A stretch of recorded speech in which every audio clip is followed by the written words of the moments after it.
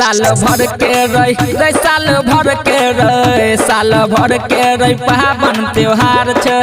राखी के धागा में बहिन के प्यार छै साल भर के रे पावन त्योहार छै राखी के धागा में बहिन के प्यार छै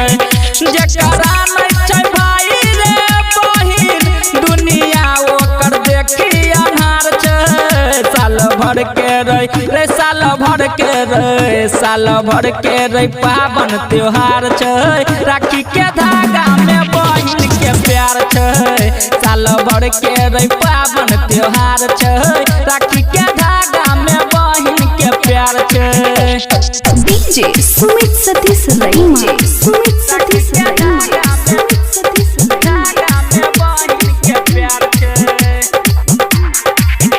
बहिन कहे छै भैया कमाबत रह साल भर पर हो गाँव भैया याबत रह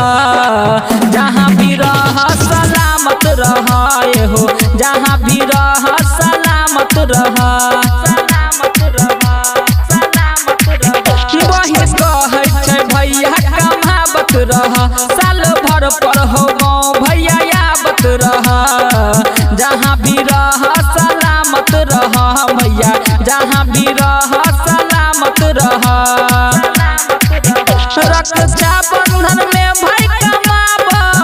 पैसा हमारा ले बेकार छै साल भर के रे साल भर के रे साल भर के रे पावन त्योहार छै राखी के धागा में बहिन के प्यार छै साल भर के रे पावन त्योहार छै राखी के धागा में बहिन के प्यार छै डीजे सुमित सतीश रईमा सुमित सतीश रईमा सुमित सतीश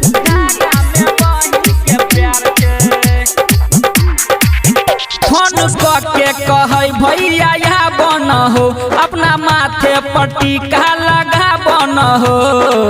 हमरा से राखी बन्हवा बन हो भैया हमरा से राखी बन्हवा बन हो फोन के कहे भैया यहाँ बन हो अपना माथे पर टीका लगा बन हो हमरा से राखी बन्हवा बन हो भैया हमरा से राखी बन्हवा बन हो सुशील शर्मा